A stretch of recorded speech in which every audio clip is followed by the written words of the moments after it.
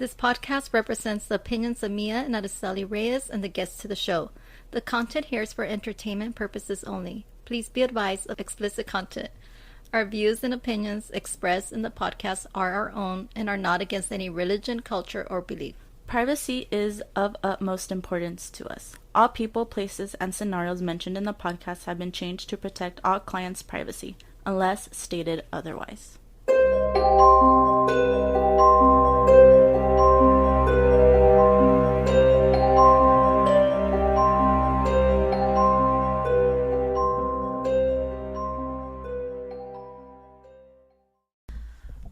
All right, we're back. We started recording, but we had to stop because I was hungry and my mom drank my Red Bull, so she went to go buy me another one. Hi, Mom. Hi, welcome to episode 4. Can you believe how fast, huh? Almost a month. That Or is exactly a month. exactly a month. That is crazy. Where is time flying? If you hear me chewing, I'm sorry. I'm eating dinosaur nuggets. Wow, we had a crazy, busy week. This week has felt so long because every single day it's been event after event after event. Yeah, so we had 2 birthday celebrations. My little one who turned 7, and then my teen who turned 13 today, actually, as we're recording this. Yeah, it's Tuesday as we're recording. We usually record on Mondays, but I broke the garage. I backed into the garage by accident. And yeah, we couldn't record because I'm dumb. I was not having a good day. Okay, so I was like super hungry in the morning because Alex decided to eat his leftovers and didn't ask if I was hungry. So we didn't eat until like 4 p.m. So I was like already annoyed. And then to top it off, I was like super tired to drive home. And I was like, oh, I'm going to get a Starbucks drink because I was craving like a caramel frap. Like I haven't had one in years. And so I always like buy a $5 Starbucks gift card and I send it to myself because you can't reload like less than $10 on the app, which is stupid. And I never got the gift card delivered to me. Usually I get it within seconds. And then it got delivered to me at like 1 in the morning. So I'm over here like excited to get Starbucks and drink it like while we're talking about like our subject and whatever. And I had to send an email to Starbucks support saying I never got my gift card. And they never got back to me, but I mean it got delivered like at midnight, like 1 in the morning. And then I parked inside the garage, and my mom has like a very bad perception of parking. So I couldn't get out my car because she was too close to the left, and I was already having like a bad day as it was. And so I opened the garage door. For some reason, I thought the garage door was fully open, that I gave it enough time to open. And I never step on the gas pedal. Never step on the gas pedal, Mom. I always keep my foot on the brake. For some fucking reason, I stepped on the gas pedal and I backed straight into the garage door, which knocked one of the rollers to get off. And then my mom started yelling at me. And it took us like 2 hours. We tried fixing it. Somehow made it worse. We got the cable off.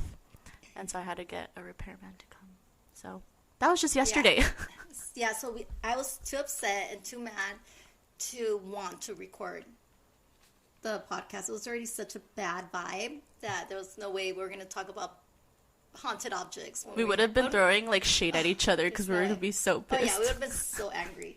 But yeah, it's been a crazy week, you guys. So I've done some interesting readings. I did several. And I'm actually booked all the way until October. That is crazy. Yeah, that's pretty crazy. I am completely swamped with readings, and which is a good thing. But yeah, I'm completely booked. But it's interesting that one of the readings that I did actually 2 days ago was this young guy who it was on the topic about the curses and hexes and stuff like that. And he had messaged my daughter first, and then he messaged me. And then he wanted to know if his ex-girlfriend had done a curse on him. And I did the reading, and it came out that... Bitches is crazy. That this girl is obsessed with this poor guy. And that he dated 4 years ago. She's in a relationship right now. She has a boyfriend.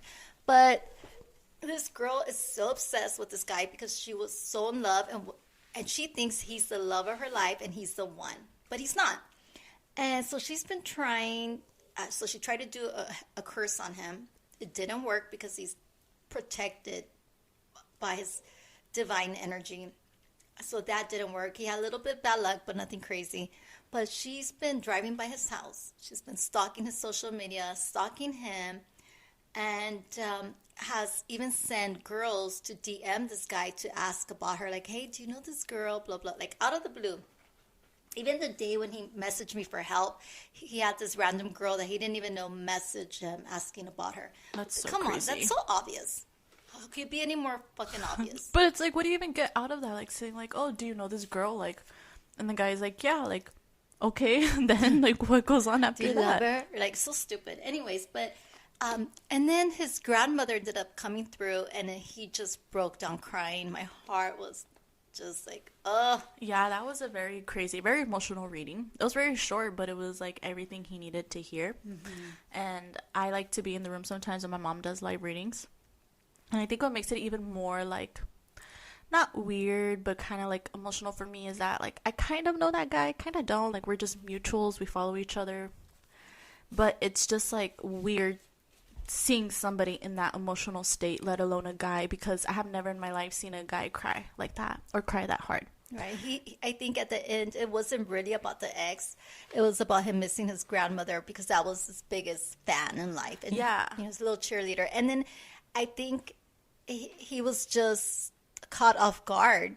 And it's funny because usually all my readings, I'll do the reading and then I send it through DM, whatever comes through. For some reason, I felt I had to call him. As soon as I got the reading from the girl, I was like, okay, I need to call this guy because it's too much. And yeah, so I called him, and yeah, his grandmother came through. And I even said, your grandmother's like standing right next to you, and she's giving you a kiss. And I go, she's grabbing your face and giving you a kiss on the forehead. And he lost it. He was like, oh my God, that's exactly how our grandmother would greet us. And I was like, well, that's your affirmation that, hey, she's there, that's her. Because they always give me these messages, these little random facts that mean nothing to me, but that's their affirmation so that they know it's their loved one that's talking to them. And then I had another one where this young lady wanted to connect with her uncle because he's been missing, and she wanted to know, is he still alive or did he pass? Like, I need closure. And he was actually killed. He was murdered. His body's never going to be found because it was buried in the desert, and he was murdered by someone he knew. And I think she like replied back. She's like, I already knew. She goes, I just felt that he wasn't with us anymore. And then so I passed on the messages, and then I connected to her father. It was a very difficult reading for her to get through, but yeah, I've had some crazy readings this week. And then not only that, but then when my boy's birthday, my ex actually came over for my little ones, and he brought his kids with him, which were from the woman that he had an affair with. But I mean, Well, only two of them. there's are three his. of them. Well, yeah, two are his. The other ones are from from two different dads.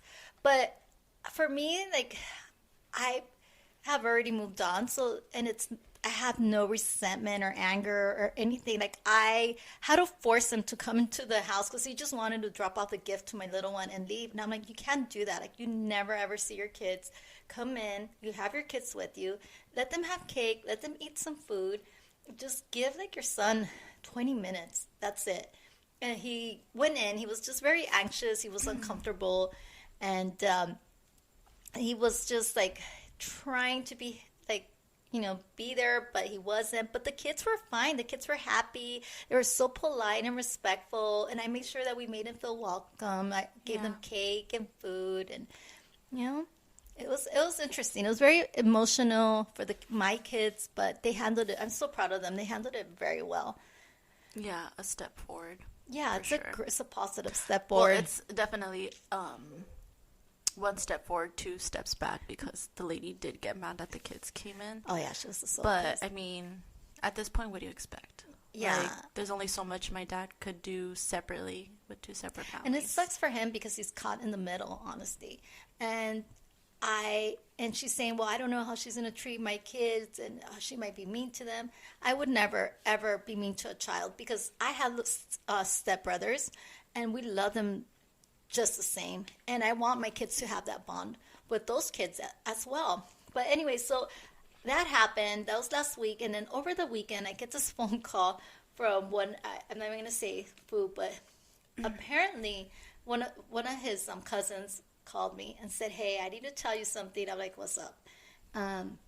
She's like, so apparently your ex's wife, they've been haunting her, and like the lights have been flickering on and off, and like the TV's been turning off on the kids. It's just random things, and that she saw like over the weekend like a figure of a woman in back of her or something. And so she's saying that you did something to her, that you put a curse on her. And I'm like, what? I'm like, I would never ever do that to anyone.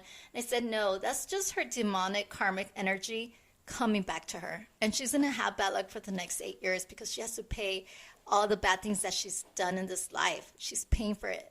That's karma. I'm just gonna sit back here, drink my little wine, and just watch it unfold. Allegedly, we're gonna say allegedly she's saying that because I did confront my father about it and he said that that wasn't true. But I don't know, there's always lies in our family. Yeah. Till this day, there's still some lies we haven't touched. Yeah, but anyways, so that was the weekend in a nutshell. And did I tell you I tried? So I was seeing this guy ghosted me, but my daughter saying no. But anyway, so last night I was so bored. I'm like, I'm gonna open a dating app. I did, and then I closed it like within the 2 hours that I opened it. I was like, oh my God, like this is what's on the dating apps. It was horrible. I have never been so terrified of what I saw. I was like, no. I tried Tinder. I opened it. I deleted it. And then I tried Hinge. I opened it. I deleted it. That's a bad one too. They're all bad. There's the same people over in all of them. Bumble is not as bad. Bumble is bad Bumble, too. The girl makes the move first. I don't know. Well, I don't know if it's like that anymore. It is. It's always like that. But it's the same guys. It's the same guys that are in the other apps. I know. Obviously, all dating apps are bad, but I'm saying Bumble isn't as bad as other places. I don't know. They're all the same to me. I'm just like, no. And my guides told me I need to focus on me. So that's what I'm going to do. I'm going to listen to them because sometimes I'm stubborn and I don't listen to their advice. You hardly ever listen to them. I know. They call me stubborn. But here I am getting on people like follow my advice, and I'm over here doing the opposite. No, I do listen to them. I just wanted to see what was out there, but trust me, there's nothing out there. It's kind of scary. So thank God I locked one down. Yeah, that's something. Don't do it. Don't get off those dating apps. Don't do it. It's just anyway. So what are we talking about this week? I'm trying to think what else has happened this week. Just a lot within like the last 6 days. Yeah, just have to start writing it down or something. But honestly, it's been a lot. It's just I'm glad the week's was over. So in this episode, we're going to be talking about haunted objects. Dun dun dun. So I'm going to be real. I was researching stories about haunted objects to see what was out there. I started doing the research and I got so creeped out by the articles and things that I was seeing that I stopped. I'm like, no, I don't need to know this. I have my own experiences and I think that's enough. I got so creeped out. I even saged my room before I started the podcast because we don't want any bad vibes because all energy is connected. And I really do believe that if you talk about certain entity or demonic presence or a certain object, that if you do mention it, it will reach out, honestly, because you're calling it out. I'm not gonna lie, every time I look to my right, because my mom's window is open, for some reason I keep picturing the pig from Amityville Horror. You know, the pig that pops up? Yeah. I don't know why. I keep picturing it. Maybe because I was listening to something similar to it earlier. But yeah, I was going to do some research about, some objects. I have a pretty good, like super good knowledge of certain very famous objects that are crazy, but I kind of don't want to talk about them because one is a box, and if you're a true paranormal fan, you know what the box is. It's in fuck, what's that guy's name? The one that Zach Baggins. Zach Baggins' museum. He has it, and that's bad juju.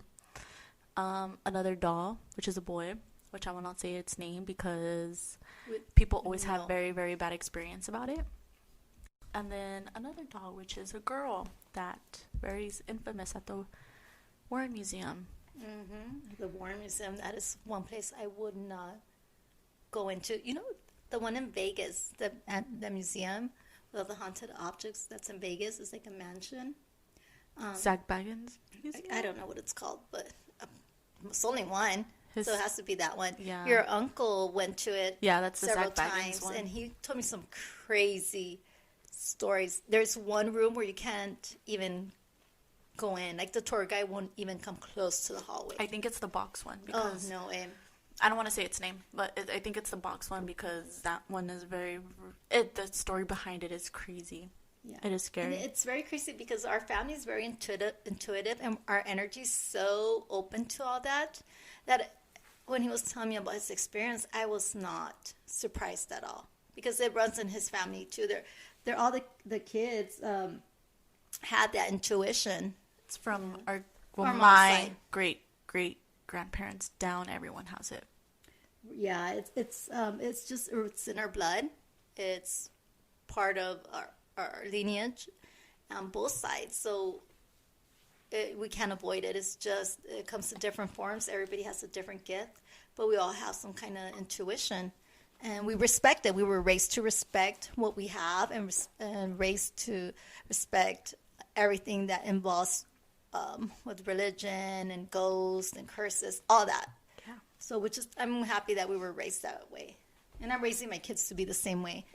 Like you don't have to believe it, but respect it, right? But I've had my experiences with haunted objects. I know you do. So many. My first one was as a little girl, I had a painting of a clown. This clown is facing a little girl, right? And my dad would always joke around and say, "Oh, look, the clown, I'm going to make magic." And he would get this pearl necklace and he would throw it at the painting and the clown would have it. I don't know how he did that, or maybe it was my imagination playing tricks, but it was the creepiest thing. But it got to the point where I begged my mom to get it out of my room because it at night I could see it looking at me and following me. It was like the ugliest picture. And she wouldn't take it down. She's like, "No, that's an expensive painting," and blah, blah, blah. And I broke it on purpose. Yeah, it was so disgusting. And the thing is, I hate clowns. I have a fear of clowns. So why the hell would you put that painting in my room? But I ended up breaking it. I pushed it off the wall and it broke, and so she had to get rid of it. But that painting gave me the creeps. It reminded me of the paintings from Haunted Mansion, where they're like looking at you. The eyes following you. Yes. Oh, that thing was so ugly, guys. So my second experience was with a Barbie doll. Gross. So I hate Barbie dolls. I never had a Barbie doll growing up. they're pretty creepy. So one of my sisters would play with this Barbie doll and she would talk to it. And I remember one time I came home from school and my mom was like, "You're not going to believe what happened today." And I was like, "What happened?" She's like, "Well, your little sister was playing with the Barbie doll and I couldn't find her, but I could hear her voice, but I couldn't find her. So she was hiding in the closet and she was talking to someone and I heard another little girl's voice." Oh. And so when my mom opened the closet door, it was just my little sister and her Barbie. And my mom was like, "Who were you talking to?" And she was like, "No one." She's like, "No, I heard another little girl's voice. Who was it?" She was like, "It was my Barbie." Ew, and then I got chills down my spine. Yeah, and then my mom was like, "What the heck?" And it happened twice. And the second time, the same thing. My mom heard her laughing with some talk, and then she heard another little girl's voice laughing, and so she went to go check on her, and my sister just gave her an ugly look. She's like, "What? I'm playing with my Barbie," and my mom's like, Ew. "Okay, yeah." So it was so crazy, but so that was another experience. And then my best friend had this baby doll. It was like it wasn't like a Cabbage Patch. It was one of those bald babies. But she had it in her bedroom, and I remember it would always give me bad vibes all the time. And one time we were playing in her room, and I saw the doll's head move. I cried. Like, I left. How old were you? Like 10 or 11. I wasn't that little to have imagined it. There's no way. That's so gross. No way.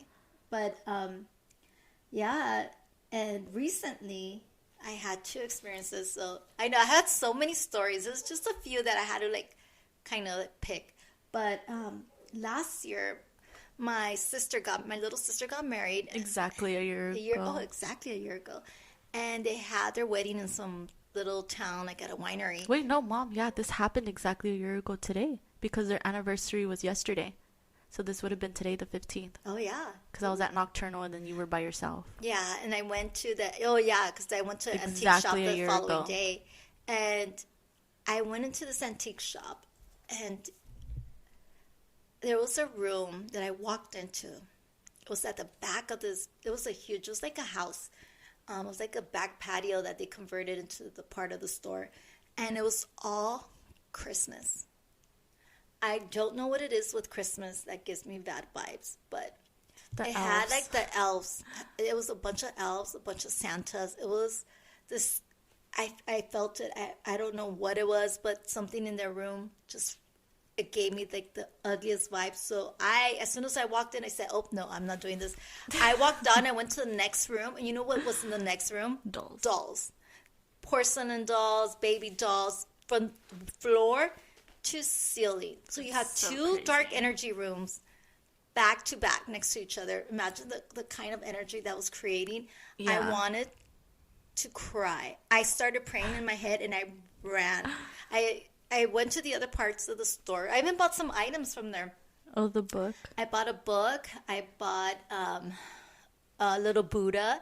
I bought some crystal and some other stuff. But the other areas were fine. Like, I was not scared. But those 2 rooms, I couldn't even walk by them because they were so bad.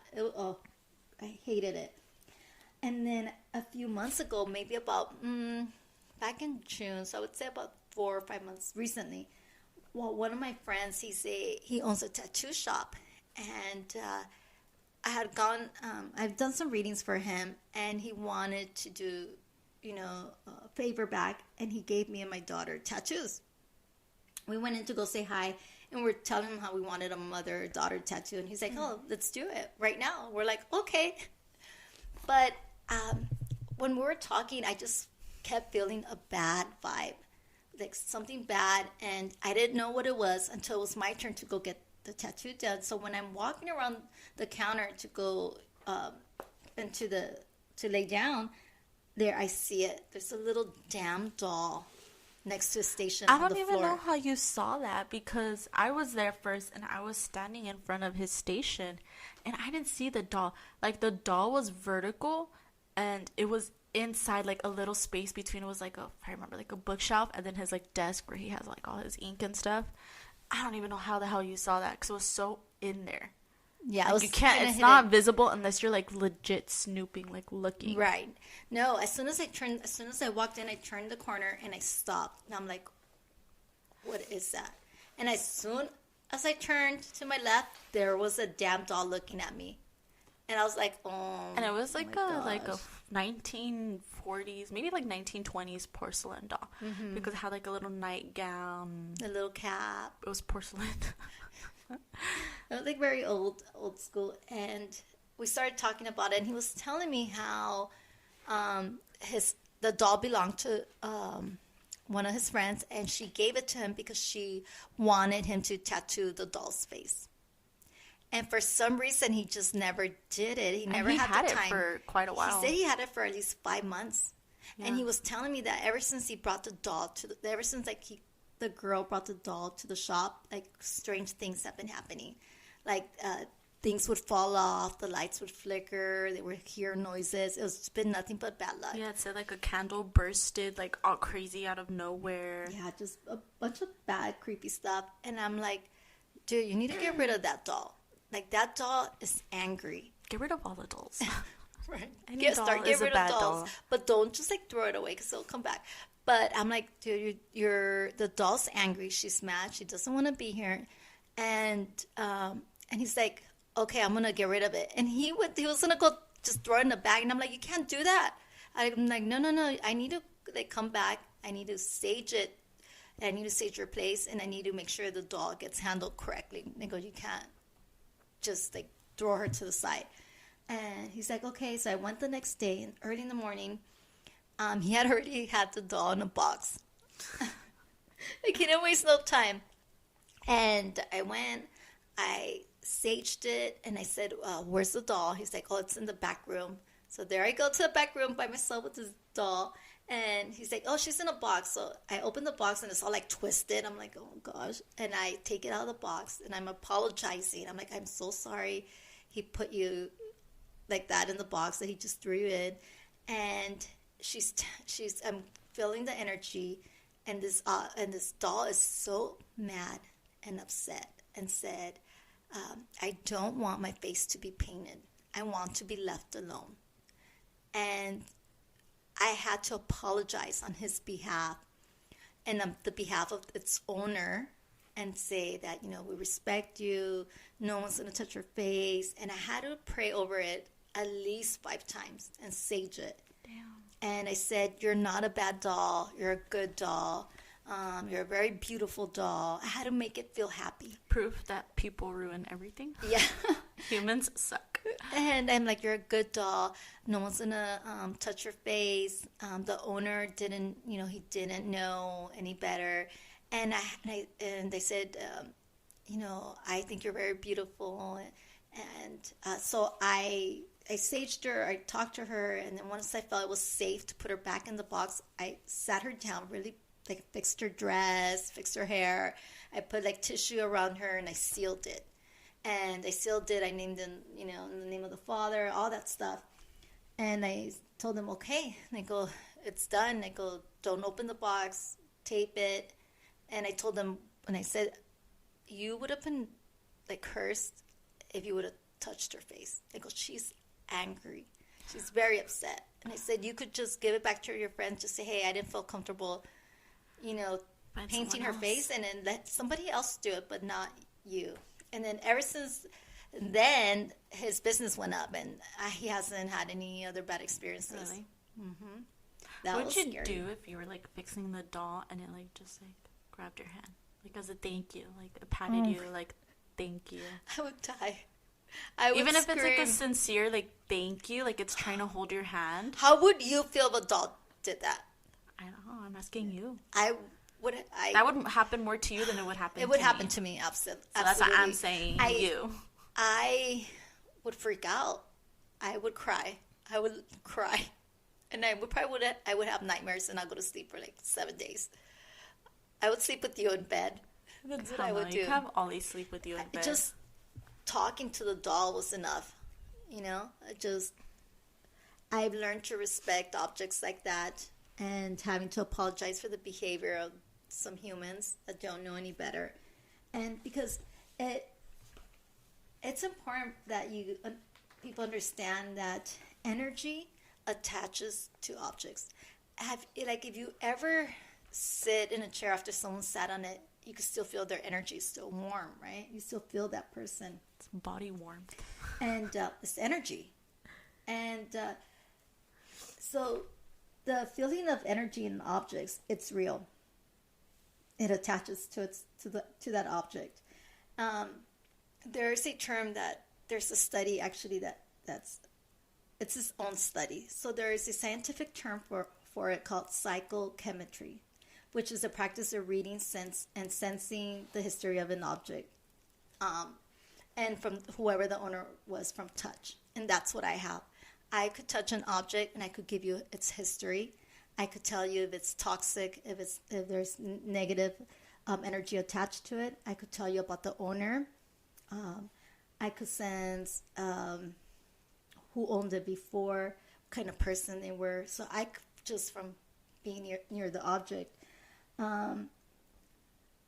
And it was actually the person who studied this field was an American physiology professor, and his name was Joseph R. Buchanan. And he wanted to study energy and its effects, and he learned that that energy involves all the senses and the impressions that people leave on that object, images and smells and tastes and sounds and emotions. All right, and then so we tend to keep objects of loved ones that passed away because it reminds us of us, because we feel it has a piece of them attached to it. And then also when we break up with somebody, what's the first thing we want to do? Is get rid of that person's stuff, like burn it, right? We don't want no memories of them. So that's just examples of what energy and how it attaches to objects. And do you have anything from like a past loved one that you like? I do. I have my great grandmother's rosary. Not the rosary. It's oh my God, what's that word called? Where they were? It's the rosario. What's it called? Rosabo. It's like the thing that they wear, like when they go to church, or like a headscarf. But there's a word to it. Anyways, I have that. That's hers. And it just, I feel her with that. Where do you have it? I've never seen it. Oh, I have it in a box. It's tucked away. Oh. If you guys hear kids in the back, sorry. We live in a house with 3 younger boys who don't know how to be quiet. Okay.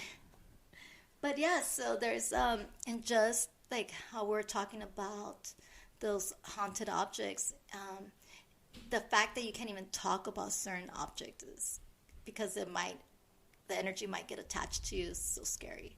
Yeah, there's this one object, of course, like I said, I'm not going to say its name, but I remember I've seen a few episodes on it, videos and podcasts, and they never want to say the name because it does attach to you and they have like weird experiences, and it's just like a bunch of souls and demons inside this one doll, and like bad things happen, and then like the bad ones overpower the innocent ones, like the ones that are trapped in there. And so there's this guy who still has it. He seems to be the only one who can contain it, who can sort of control it, but he knows how to work its way around because it was like the doll was passed down by so many people.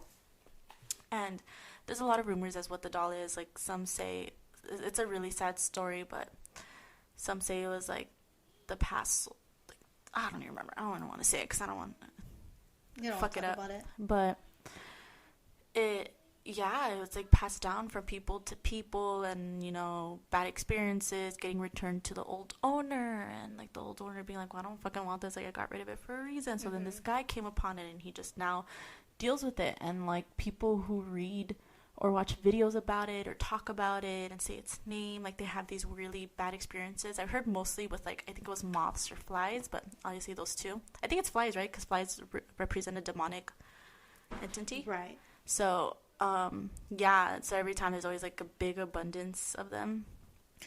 And they have to email the guy, and the guy has to be like, stop it, leave this person alone. And then it stops. There's some people that have that power and that energy to control beings like that. I personally don't have that strength, and I don't want to deal with it. I've been in the presence of demonic energy. Well, he had to learn. It wasn't like he just knew how to do it. It was like he had to learn how to control it, how to deal with it. He was trying to help. Talk to it. He was trying to help the souls trapped in it because they didn't know what the souls were. They didn't know who was trapped in there, but they're like, what's the word? And what they wanted to do. Oh, I can't remember the word, but anyways, what they wanted to do. And yeah, he had to learn how to deal with it, how to help other people, because it was attacking other people. It was attaching to other people through the internet. Like just seeing a picture, and like, people were like, attacked. Well, I was reading some of the articles, and they were saying, "Oh, don't even look at the picture. Don't even read the article." Meanwhile, they include a picture, and they're like, "Don't look at it. Don't look at it." And then when they tell you don't look at it, you want to look at it. As soon as I read that first line. I was like, okay, I'm good. And I got out of there fast because the energy transfers through photos and even through the internet, all that. I had actually, this reminds me of when one of my friends said, hey, I need your help. There's a presence in my home and it's just out of control. I can't get rid of it. I need to know what it is. And she said, I recorded an image on my Ring camera. Can you please look at it and tell me what you think it is? And my guides right away said, no, do not look at the video. She needs to get a priest. It was a creepy video too. It was like black and white, and it's like one of those videos like Paranormal Activity. Like it's from the camera and it's like all like sketchy. Yeah, as soon as I turned it on, I turned it off right away. Like you didn't even play it. You just saw it and you're like, fuck yeah, that. That's what I'm saying. I was like, no. Because she said it like grabbed her ankles in the night and it yanked her. Yeah, it was so bad. And then she was like, in the video you can see like something walk out of the door or like some shit like that. We were like, girl. Yeah, and then so my guides, my angels told me, no, don't look at the video. That is something that's out of your hands. She needs to get a priest or a pastor to get rid of it. And the thing is, when they call in a group, it's not just one person, it's a team. It's always more than one. So because they're stronger in numbers and they could get rid of something strong like that, and sometimes they can't. And I'm not there yet, and I don't want to be there yet. I could cast out, I could break curses and hexes, and I could pass on spirits to the other side so they could rest in peace, and and I could sage homes and objects, stuff like that. But there's some, when it's a demonic energy attached to it, I stay away from that. I won't mess with that. I've had my experience with that. Whether you believe it or not, that's nothing to mess with. Yeah, it's nothing to mess with, and I would need an army of people to handle something like that. And I have my kids. I would not expose myself to that. So my respect for Miss Warren, and her husband, who rest in peace or soul, that were able to do that together as a couple. I mean, they're so amazing, and they help save so many lives and so many families, because unless you're going through it or you're experiencing a haunting, you will never know what it's like. Yeah. And if people won't believe you, they're going to think you're crazy. So when you have these amazing people that do help others and protect them, I have so much respect. And there's so many people like that have that ability and that power to do that, because they're bringing that into their home and into their deal lives. With the evil things. Yeah, that's because they're gifted. They have that divine power that was given to them to be able to do that. We all have our own powers to what to do, and thankfully I was not given that. I feel like, Mom, go get a different apartment. I could barely handle a guy that us. ghosts me. Imagine a real ghost. Oh my God, here you go. Did you know that the Warrens were like involved with Amityville? Yes. Horror? I didn't know that until like I was hearing a podcast about it. And they talked about how the Warrens were like briefly involved with Amityville, and I was like, wow. And Amityville is one of my favorite. It trips me out because Amityville is like one of my favorite classic stories. But I never heard of the Warrens being involved. But I heard there was some like controversy with that. Oh, but yeah. I mean, I believe if they say they were, I believe that they were. No, they were. But I'm just saying, like, there was some like tension. Also, too, like movie studios like that. I don't know if you heard about like where they filmed the The Exorcist. Like a lot of people after filming that movie had such bad luck. Well, like the poltergeist, like the little girl, she died. That's crazy. At like after the movie was filmed, such a young age. Mom, you're eating like the loudest snack right now. You can't do that. I'm so hungry. I get hungry. Pour some on a plate and then eat it. Get it. Anyways, so yeah, the little girl from the poltergeist died, which is sad. I did not know that. But it's like, correct me if I'm wrong, but they did film it. Like I think like actually film it over like a Indian grave. Like they did. I think they did. I could be wrong. My memory's always chopped up. Talking about Indian graves, did you know that Grandma's house is built on top of an Indian grave? Yes, talk about it every time you talk about Grandma's house. So my mom's home, it used to be part of, it was a preschool because it was part of the school district. And a lot of the town where I grew up is used to be belonged to Indian. It was Indian holy ground, and half of the town is haunted. But my mom's home in particular is the scariest. There's so many spirits there. Everyone that's been there has had some kind of experience or seen something or felt something. There's so many stories. We'll talk about that more when we talk about haunted houses. That's like a series. That's not even an episode. Yeah, like a series. But yeah, and it just goes to show you that we're all tied to energy, and we leave our imprint on objects, you know, and on other people, and in whatever environment we're in.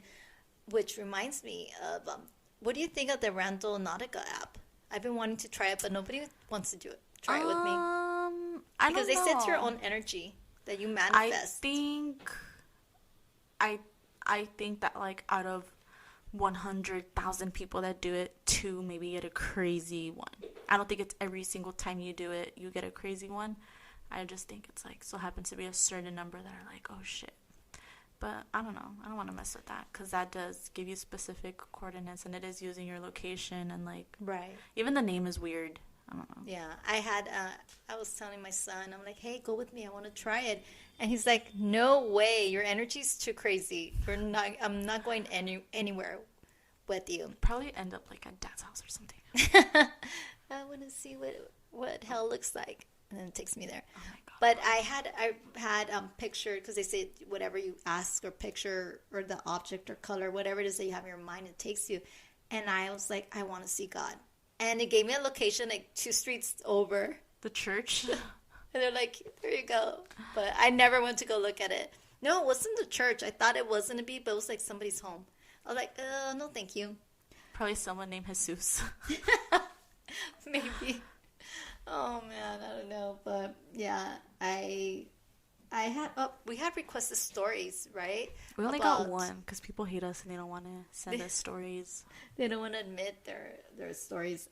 I'm always talking to people. They're always telling me crazy stories. So I'm surprised they didn't send them in. But I know. You guys suck. Send us stories. yeah, please. It makes it more fun. I'll read it. Or maybe they're too scared to repeat it. I don't blame them.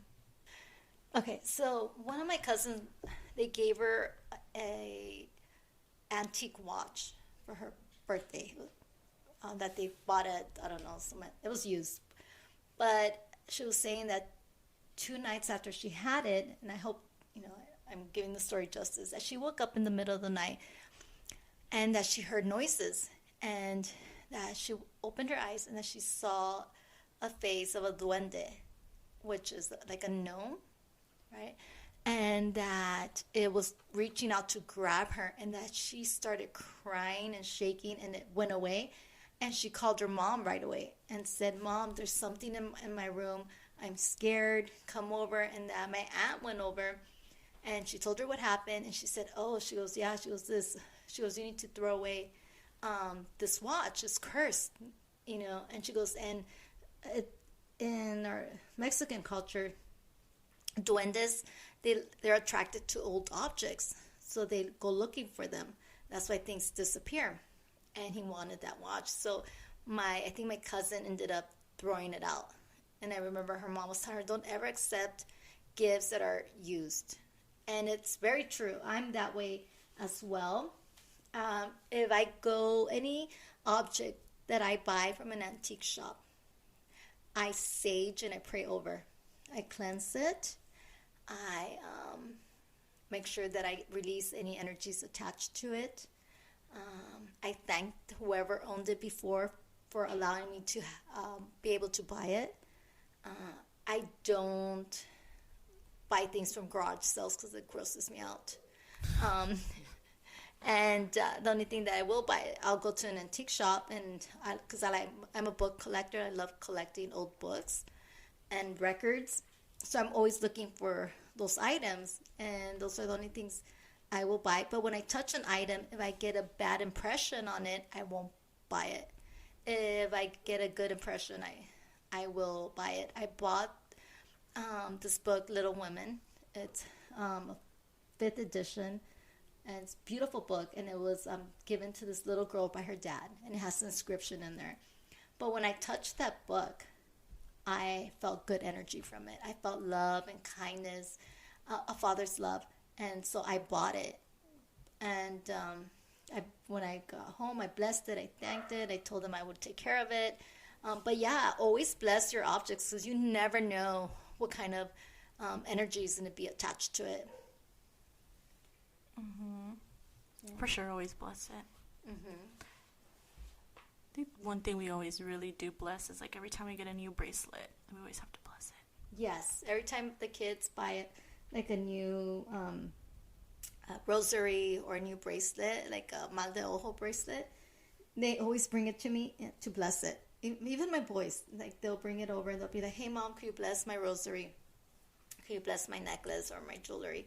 And I always pray over it and I always bless it. And it's not, is it superstitious? Maybe. But I think every culture, everybody has their superstitions. Even like people when they wear their favorite lucky jersey so their team could win. If they didn't believe that jersey or that object that they wear had that power, they wouldn't be doing that. Or if their team loses and they're not wearing it, they'll be like, "Oh, it's my fault because I didn't wear my lucky socks or something." And it's just the energy that we give to an object. It penetrates and it stays with that. I was looking into superstitions and I thought these were pretty cool. So some of the ones that I came across, one was for the broom. Like if you put a broom with the bristles up, like upside down, it causes bad luck and it displaces the love energy in the home. So your broom always has to be up, like downward position at all times. And that, that you keep scissors open, it attracts bad luck and misfortune to the home. So your scissors always have to be closed. I've never heard that one. Yeah, that was pretty crazy. And then another one was like picture frames. Do not keep any broken, dirty, or cracked picture frames or chipped items like plates and cups. Nothing that has cracks or chipped items because it attracts sadness and negativity. And you have to get rid of them immediately. Huh. Yeah, I thought that was pretty crazy. And then, of course, all these museums that... Would you want to go visit the Warren Museum? What about the one in Vegas with the guy? I would visit the Vegas one because he does have, like, cool things there, like the van of one who would help, like, patients pass on. Mm. He has that van there. I think it's that van. Oh my god! What if I'm confusing it with something else? But I know, like your uncle said, your uncle would be down. I mean, I know an old friend who did visit. She went with her boyfriend and his family, I believe, and she said it was like the vibes were very crazy. Like it was just really weird, and there was a room, like you said, that the tour guide did not want to walk into, and her boyfriend did go inside. And the dad or something, and then like he came out with like scratches. That's crazy. Yeah. Your uncle too went into their room. I can't remember what he experienced. I'm gonna actually visit him this weekend, so I'm gonna talk to him about it. But I told him, hey, I go, me and Mia are gonna go. So in October, because it's spooky season, we're going to stay at a haunted hotel. So we're looking around doing research, but we're gonna spend the night and we're gonna record from there. And so I asked him, and I said, hey, do you want to go with us? He's like, yes. And I said, do you want to go with Mia to the Vegas Museum? He's like, yes. He goes, of course, he loves that. But he is the same as me. He's has intuition. And he was telling me that when he went to that Vegas Museum, that there's this doll or something there that you have to address it. You have to say hello to it when you first walk in. If not, this negative energy attaches to it. So you have to acknowledge it. So that he went in and he said, oh, hello, sir. How are you? You look nice today. And that when he walked by, there was like an old-fashioned like antique radio. And then when he passed by, it turned on. It started playing music. But so we had one story come in, and we're going to read. Well, my daughter's going to read it. I'm going to... If you hear me scribbling, it's because when she reads the stories, I do a reading, and I'm trying to tap into that energy and see what I could get out from there. Oh, I'm trying to find it. So, That's going to be interesting. And then... Okay, I found it. You found it? Okay, Yeah. Go ahead. Read it. Okay. You guys, send in more stories, please. So, this listener sent in... Wait for my mom to get her paper. Okay. All right. My parents bought a property in Mexicali, Mexico, before they had any of their kids. The property had 2 rooms, and my parents added more to it. According to some neighbors, a curandero had lived on the lot at some point. I lived there till the age of 12. Every single member of my family has a story to tell about this house. There were 5 kids, including myself and my parents, that lived there. I always felt like someone was watching me, especially when I showered. When we were little, we all shared a room as kids, and sometimes all of us slept in my parents' room if we were scared or our AC was broken because Mexicali is hot. In the room we shared, we always heard things moving in our closet. If we got up to get a drink of water, I would hear footsteps following me there. The sound of things breaking was almost an everyday event. It's TMI, but I was scared to get up to use the restroom that I wet my bed until the age of 8. One of my brothers would do the same. We never really talked about this when we lived there as kids, as we just dealt with it as we best could. My mom cried so much in the house and saw a little girl in different parts of the house. Me and my brothers never saw a spirit, but we sure heard and felt it. I don't remember being happy in that house. I only have bad memories. My dad ended up selling the house when we moved to the United States. It was sold to one of my mom's cousins, and they experienced some of the same things we did. Ew. That's creepy. That is creepy. Like I said, kid ghosts are always fucking creepy, Oh, yeah, whether they're good or they're bad.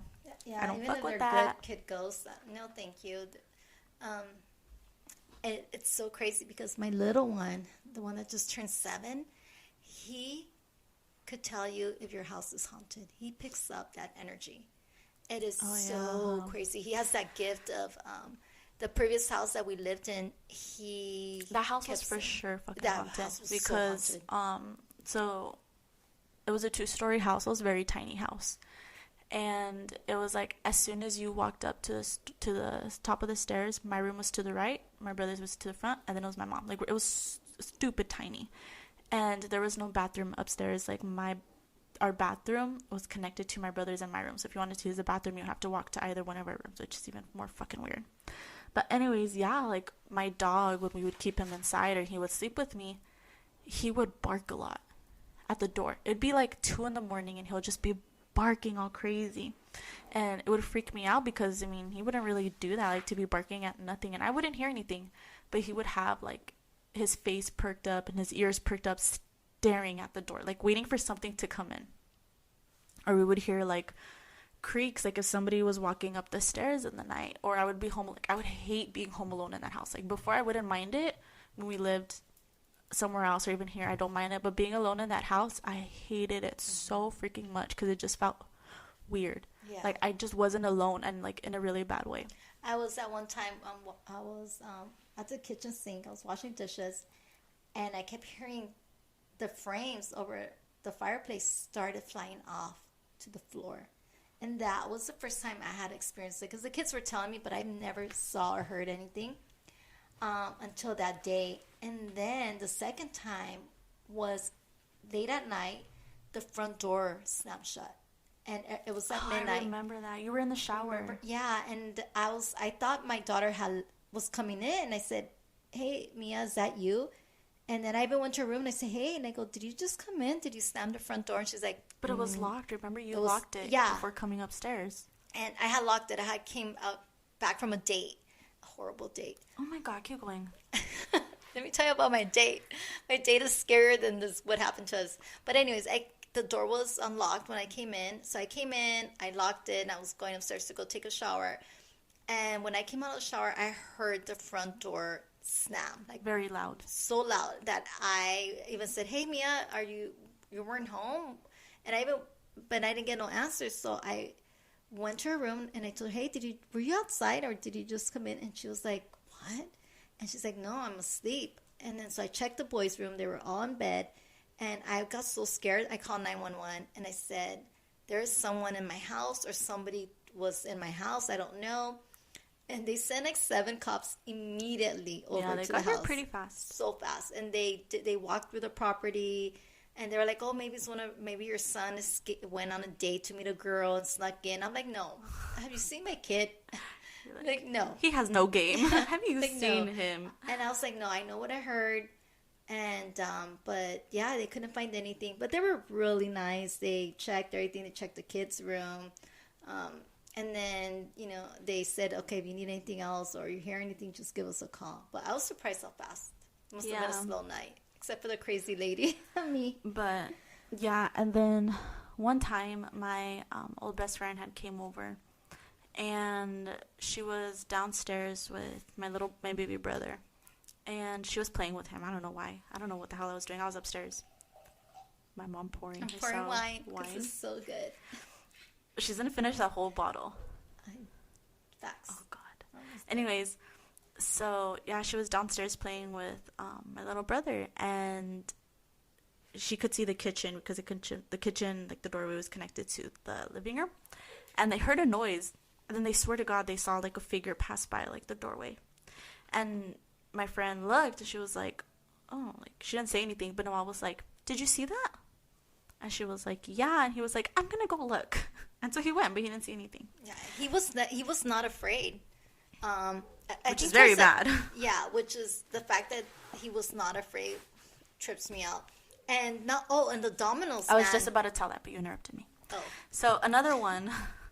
Because she won't let me talk. You don't let me talk either. Mom, 90% of this is you talking.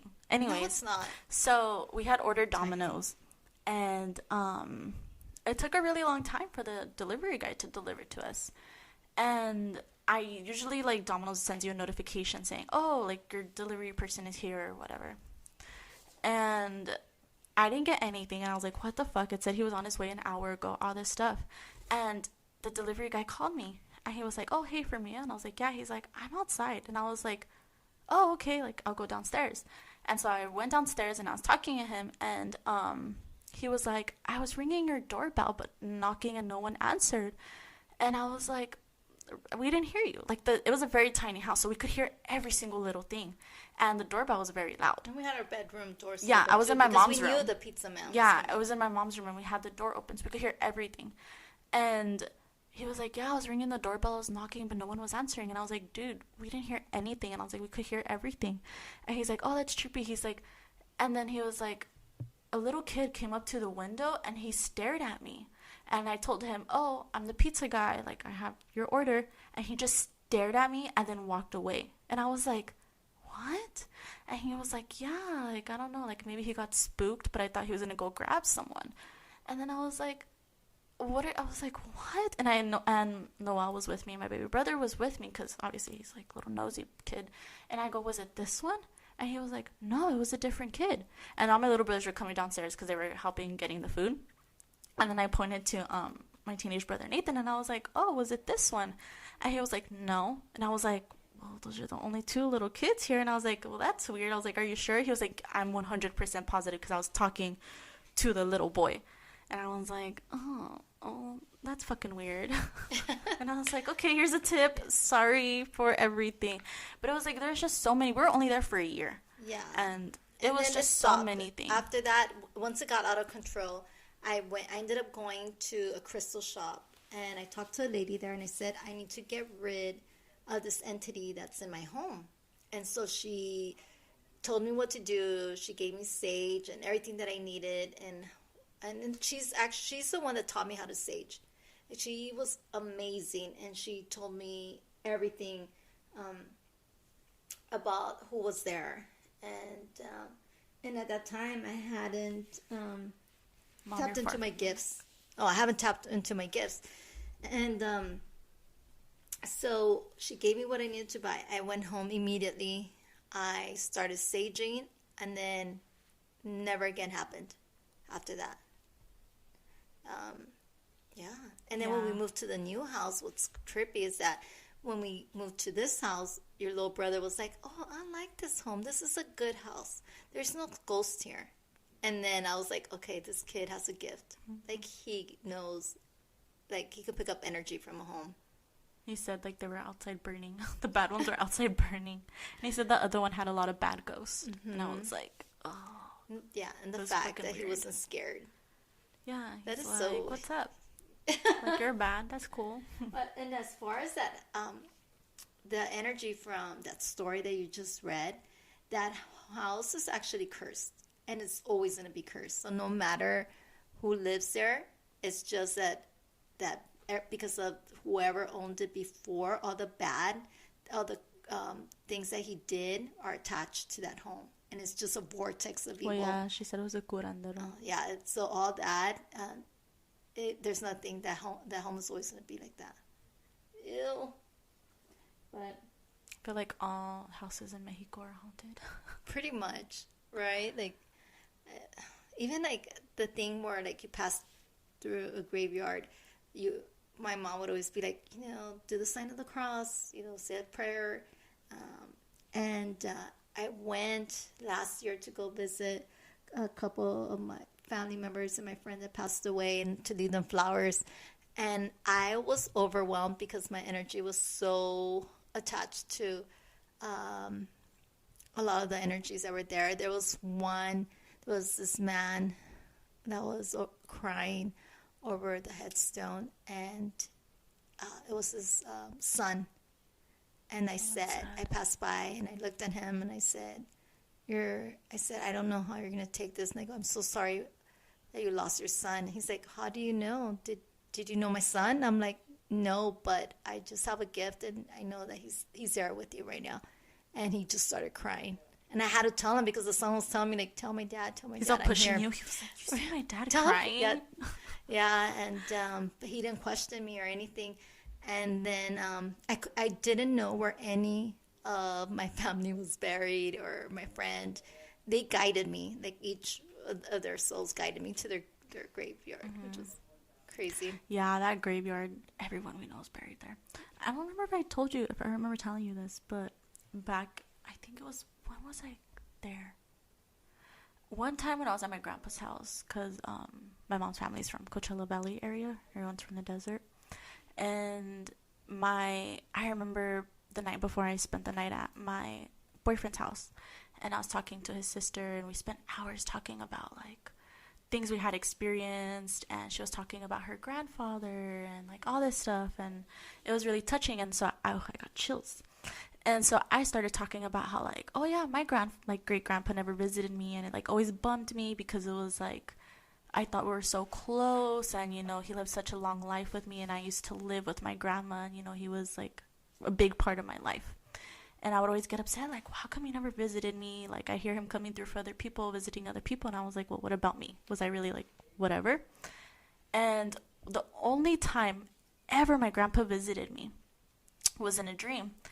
And this happened before I was telling her this, and I told her that it was at my grandma's little, like, my great grandma has a trailer, and she used to sell candy, and I was there with my uncle who's the same age as me, and we were like, my grandma has like a little sliding window. I don't know if it still opens, but she has like a little sliding window, and so we were using that to take like candy orders, and we were taking candy orders, and then this young guy, it was my great grandpa, but he was young. Did I tell you that, Mom? Mm-mm. He was young. And so I looked at him, and he was with my great grandma, and I was like, and he was staring at me, like, not creepy, like, ugh, like it was so crazy because it was the inside of the trailer, and then everything was white. So it was like if I was in heaven or something like that. Oh, I'm gonna start crying. And so he was just smiling at me, and I was like, who the fuck is that? Like, why are they looking at me like that? Like, it didn't click in my head like when I was in my dream. And I kept telling my uncle, like, I know him. And he had walked inside, and he was looking at me. He wasn't talking, nothing. And he was holding my great grandma's hand. And I was like, it was bothering me. And I was like, I think I know him. And so he came back outside, came up to a little window, and he held my hand. Aww. You never told me this dream. Oh my God, I'm crying. And then what happened? He held your hand? Yeah, he like held my hand, and then I woke up. And like, that was it. That was him like visiting you. Oh my God. And then it gets crazier. So I was telling my boyfriend's sister all of this, and of course I got emotional because that was the only time my grandpa had ever visited me, and I was like downing his love for me. And so the next day I had to go to my grandpa's house. I don't remember what I went for, but I went. And I had I had to go to Target, and I was using my grandpa's truck 'cause I didn't have a car. You had dropped me off, and I was like driving to Target because I needed something, and I was driving back home. And I fucking know how to get from La Quinta Target to my grandpa's house in Coachella Valley. I do it all the fucking time. Some fucking reason I was at Target, I was leaving, and then I was on the phone with Alex because it was stupid dark. GPS took me the wrong way. I don't know where the hell I was, and my phone died, and it completely cut off. So I was like trying to figure out like, where the fuck am I? And so I'm driving. I was like crying. And then what happened? I passed the cemetery. No. I got lost, and then I noticed where I was, and it was by the cemetery. Oh my gosh, did you go in? No, it was like midnight. It was like 11. Yeah. But it's funny because I was like, I had never been to this certain part of town. It like, you know how we passed the funeral home and then it's a cemetery? Right. It took me the other way. So it's a cemetery first, so going this way, not this way. Right. And I was driving and there was no lights, nothing. Grandpa's car dark. Lights suck. And I didn't have a phone, so I'm like, fuck, I have to rely on my memory and like all this stuff. And then I see like this taco truck, and then I see someone selling flowers. And it was stupid late. It was like 10:30, almost midnight. Oh, wow. And then like clicked. And I like, I like sat in the driveway. I knew how to get home from there, but like never in my life had I passed the cemetery. I don't even know how to get to the cemetery, but it's like a few blocks away from my grandpa's, but I didn't know it was that close until I knew where I was. But yeah, I like sat in the car and I was like, damn, like I was just talking about my great grandpa the night before. That is crazy. And then I get lost, and like I know how to get home. I know how to get to Target, and it's just like I passed where he was buried, and it clicked, and I was like, could not stop crying. I was in like the truck for like 15 minutes, like just sobbing. That is crazy. And I had to call Alex, and he had to like calm me down because I was like freaking out. Yeah, that is. I always tell people that if you want to communicate with a loved one, just reach out to them. They hear you, and they will come to you in your dreams. So they'll send you messages. And yeah, that's just what I needed. Then you needed like closure. It was like it was just frustrating, you know, because it was like, well, I had how long? 16, 17 years with my grandpa, and it was like great grandpa, but I call him grandpa, and I was like nothing, and that was the only time ever in my dreams. I dream about people I went to school with that I haven't seen in so long, you know?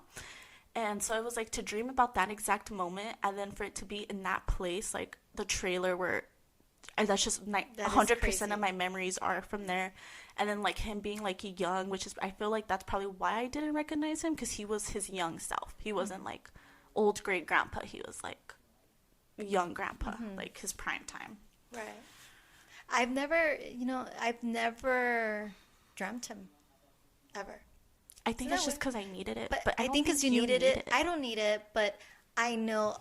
And he only comes through. He's only come through for me twice or three times, maybe. But it's to pass on messages for other people. Oh, and when I was looking for his gravesite, I could not find it because everything looks the same. Yeah. And he directed me to it. And I was like asking him, I'm like, please help me find you. I can't find you. And when I looked down, I was standing over him.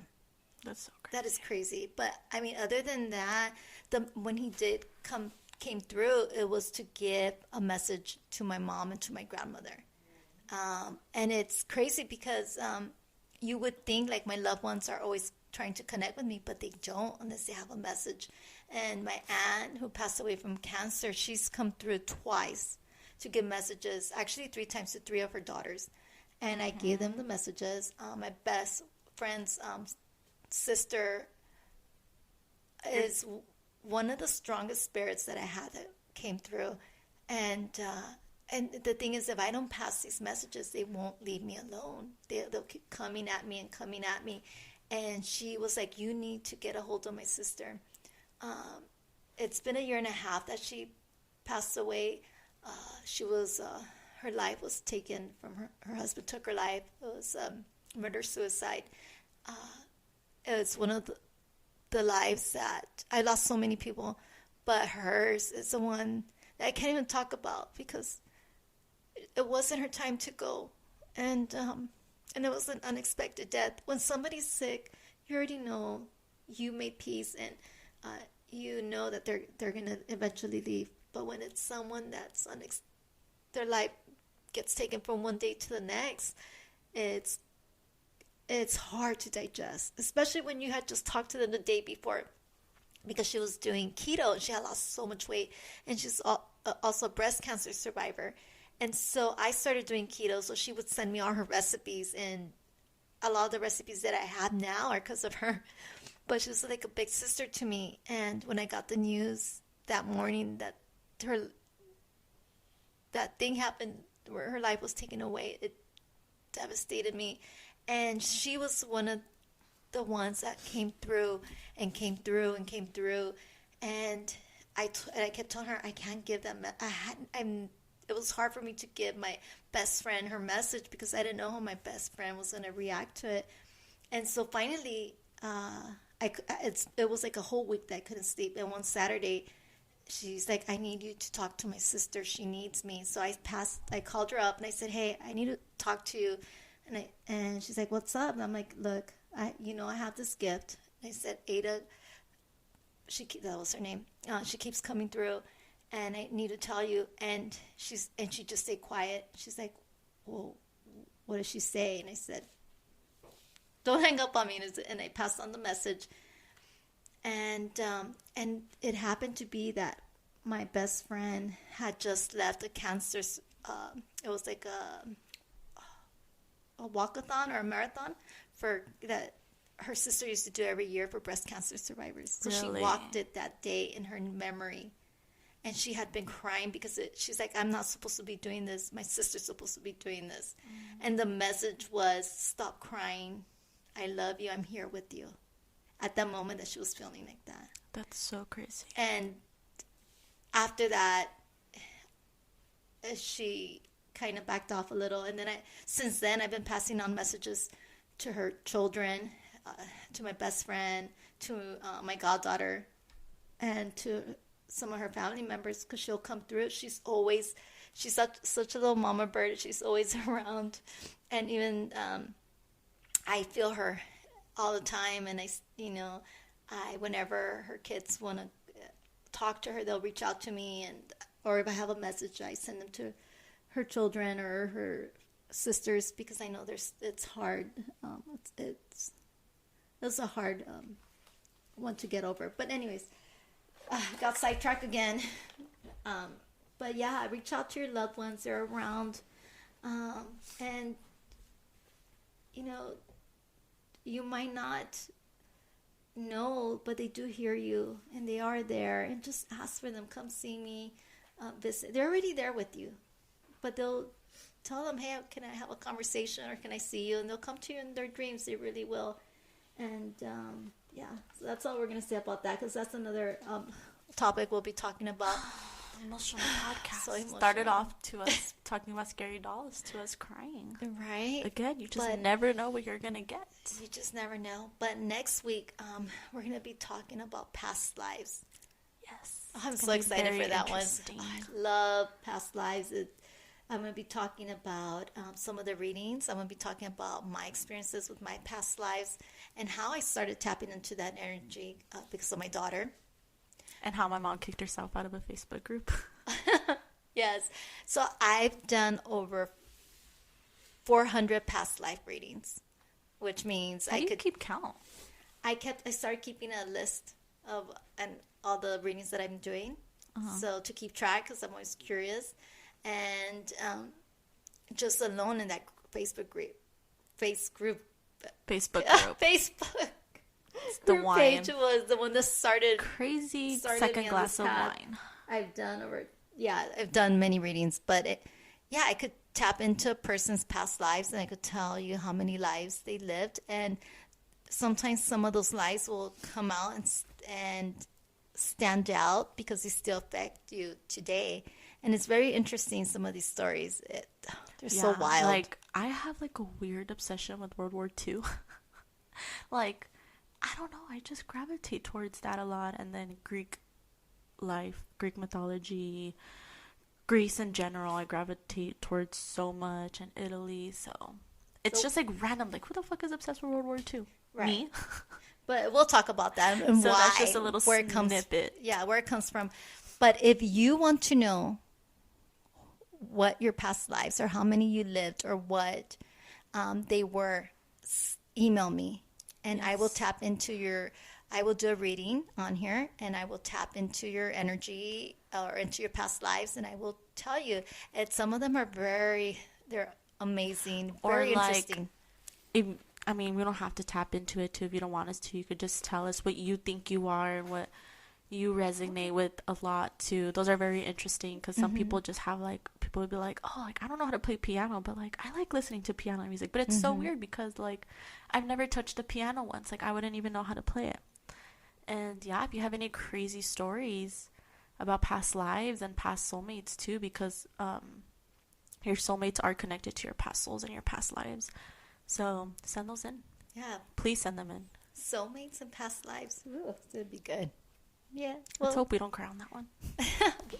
You might cry with your when you start talking about your story. Oh yeah, my story is really sad.